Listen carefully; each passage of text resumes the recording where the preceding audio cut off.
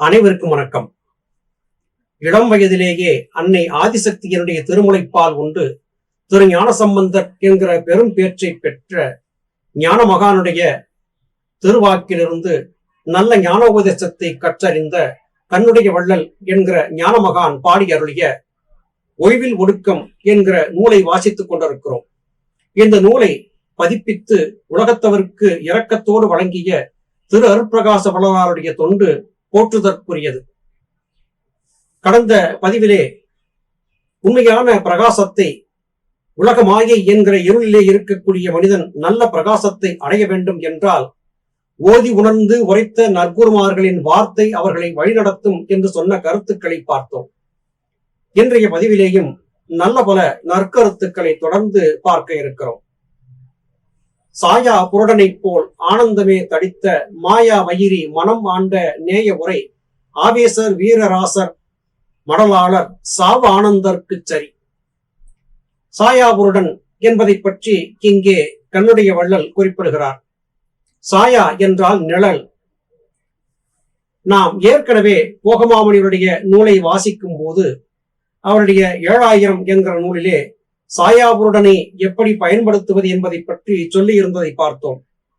சாயாபுருடனை நம்முடைய வாழ்க்கை துணையாக கொள்வதற்கான ரகசியத்தை, சூத்திரத்தை திரு அருட்பிரகாச வள்ளலார் இங்கே அனுபவித்து உணர்ந்து கண்ணுடைய வள்ளல் சொல்லியிருந்த கருத்துக்களை உள்வாங்கி அந்த சாயாபுருடனாகவே தன்னை மாற்றிக்கொண்டு அதன் பிறகு அதுவும் மறைந்து ஒளி தேகத்தை பெற்றார். நிழல் விழாத தேகத்தை கொண்டவர் திரு அருட்பிரகாச வள்ளலார் என்பது உலகோர் அறிந்தது. இத்தனை மகத்துவங்களையும் பெற்றிருந்த திரு அருட்பிரகாச வள்ளலார் தாமே இது நல்லது என்று சொல்லி பதிப்பித்த கண்ணுடைய வள்ளல் பாடி அருளிய ஒளிவில் ஒடுக்கம் நம்மை எப்போதும் நல்வழிப்படுத்திக் கொண்டே இருக்கும். சாயாபுருடன் என்று அழைக்கப்படக்கூடிய அவனவனுடைய நிழலை அவனவன் முறையாக பயன்படுத்தி அதன் மூலமாக தனக்கு ஒரு நல்ல வழிகாட்டியை பெற்றுவிட முடியும். இந்த மனம் என்பது நமக்கு மிகப்பெரிய எதிரியாகவே இருக்கிறது.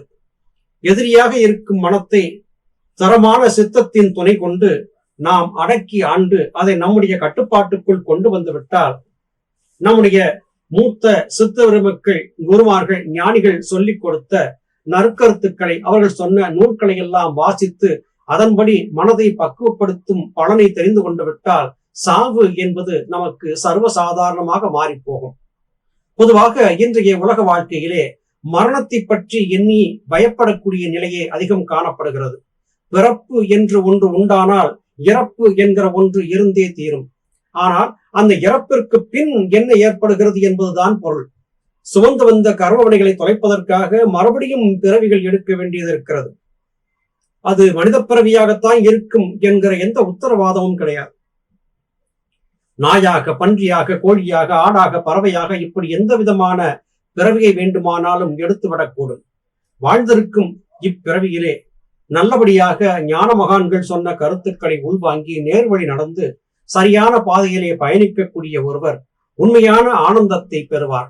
அதன்றியும் அந்த ஆனந்தத்தோடு கூட அவருக்கு மரணத்தை பற்றியதான பயம் என்பது இல்லாது போய், மரணம் என்றால் என்ன, அது வந்த போது அடுத்த பிறவி எடுக்காமல் தன்னை காப்பாற்றிக் கொள்வது எப்படி என்பது குறித்தான புரிதல்கள் ஏற்பட்டுவிடும் என்கிற காரணத்தால் மரணம் என்பது யோகிகளுக்கு ஆனந்தத்தை தருமே அல்லாது துக்கத்தை தராது என்பது இத்திருப்பாடலின் திரண்ட கருத்தாகிறது. சத்திய நிர்வாணத்தால் தற்போதத்து தாக்கறுத்து வைத்து வழிகாட்டும் மறைப்புலவன் சுத்தன் தமிழ் குறிசில் சீகாழி சம்பந்தன் என்பான் எமக்கருளி செய்தது இது. சீர்காழி என்று அழைக்கப்பட்ட தமிழகத்தின் மிக பெரும் பேறு பெற்ற திருத்தலத்திலே வாழ்ந்திருந்து ஞானியாக உயர்ந்து தன்னை ஆட்கொண்ட திரு ஞானசம்பந்த பெருமானுடைய அருளால் தான் ஞானத்தை அறிந்து கொண்டு சுத்த சத்திய நிர்வாணத்தை அடைந்ததை பற்றி இங்கே சொல்லுகிறார். சுய தற்போதம் என்பது தனக்கு கிடைத்ததும் அப்படி என்று சொல்லுகிறார். தற்பெருமை, அகங்காரம் என்பவை அழிந்து போய் உண்மையான ஞான போதம், சுகபோதம் என்பது எனக்கு ஏற்படுவதற்கு என்னுடைய ஞான குருவாக வந்திருந்த சீர்காழி திரு ஞான சம்பந்தர் எனக்கு குருவாக இருந்து அருளி செய்ததால் இந்த அரிய பெரிய உண்மையை சொல்லக்கூடிய ஒளிவில் ஒடுக்கம் என்கிற நூலை பாடும் பாக்கியம் தனக்கு கிடைத்ததாக குறிப்பிடுகிறார். தமிழ் குறிசில் தமிழ் சான்றோர் என்று சீர்காழி திருஞான சம்பந்தரை இவர் குறிக்கிறார். தமிழ் மறை புலவன். மறை என்றால் வேதம். புலமை வேதத்தை மிக மிக எளிமையாக தங்களுடைய பாடல்களை பாடிய மூவர் பாடியது தேவாரம் என்று அழைக்கப்படுகிறது. திருஞான சம்பந்தர், திருநாவுக்கரசர், சுந்தரமூர்த்தி நாயனார் ஆகிய மூவரும் பாடிய நூல்கள் தேவாரம் என்கிற பெயரிலே தொகுக்கப்பட்டன. இந்த மூவருக்கும் அப்பாற்பட்டு வேறு ஒரு அதிசயமான நிலையிலே இருந்த காரணத்தால் மாணிக்கவாசகர் பாடியருளிய நூல் தனித்து திருவாசகம் என்று கொள்ளப்பட்டது. ஞானிகள் மகான்களுடைய வார்த்தைகள் அனுபவத்தின் வாயிலாகவும் நீண்ட நெடிய ஆராய்ச்சியின் வாயிலாகவும் சொல்லப்பட்டவை. அப்படிப்பட்ட நிலையிலே இருந்து தனக்கு ஞானத்தை காட்டிக் கொடுத்த திரு ஞான சம்பந்த பெருமானை பெருமைப்படுத்தும் விதமாக இத்திருப்பாடல் அமைந்திருக்கிறது. தாக்கற்ற பூரணத்தில் சந்தற்ற தம்மை மலம் நீக்கும் துயரகல நேசித்தோர் பார்க்கும் வழி பல நாம் பைமறித்த ஆறு நீ மாழா ஒளிவில் ஒடுக்கம் உரைப்போம்.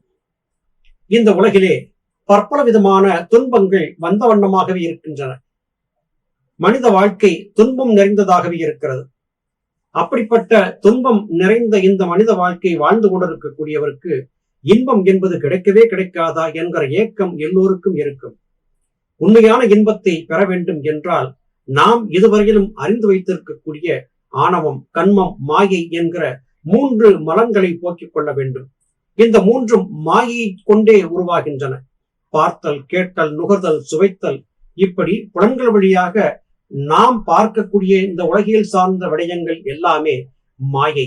இந்த மாயை என்பது மலம் என்று சொல்லப்பட்டதற்கு என்ன காரணம்? பொதுவாக மனிதர்கள் பார்த்து அருவருக்கக்கூடிய ஒன்று இருக்கிறது என்றால் அது மலம் என்றாகிறது. ஆகவே இந்த உலகில் புலன்கள் வழியாக பார்க்கக்கூடிய எல்லாமே மலங்கள். அவை உண்மையல்ல.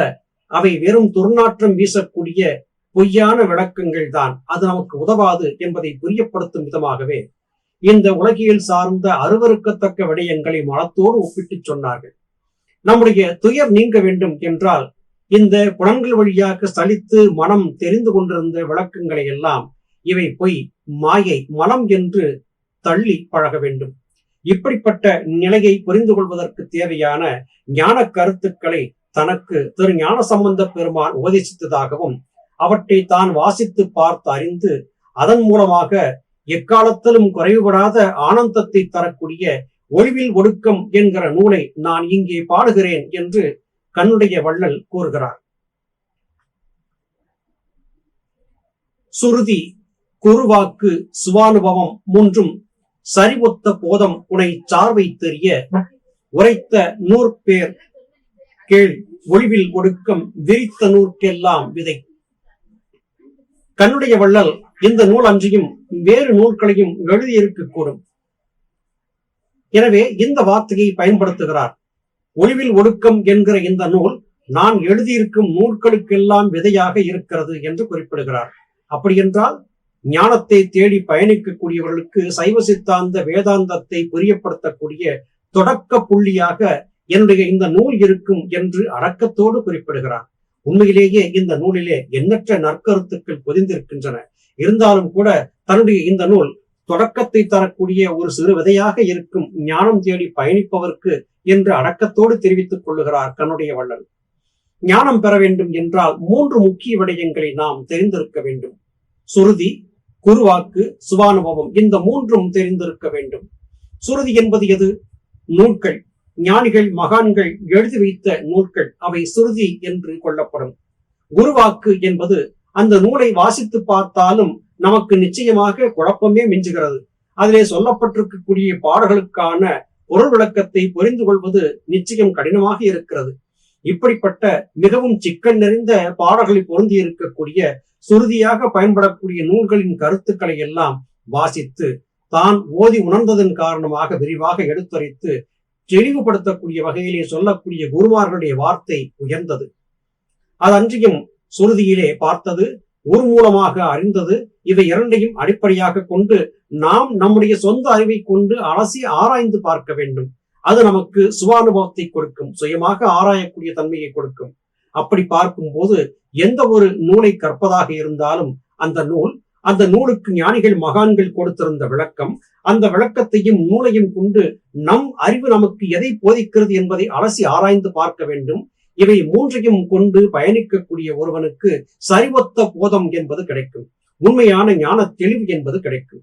எந்த ஒரு ஞானத்தை நாம் அறிய விரும்பினாலும் கூட அதற்கு அடிப்படையாக இருந்த நூலை வாசிப்பது, அந்த நூலுக்கு மகான்கள் சொல்லியிருந்த விளக்கத்தை கேட்டறிவது, அதன் பிறகு சொந்த அறிவை கொண்டு ஆராய்வது, இந்த மூன்றும் வாய்த்துவிட்டால் நிச்சயமாக நமக்கு தெளிவு என்பது கிடைக்கும்.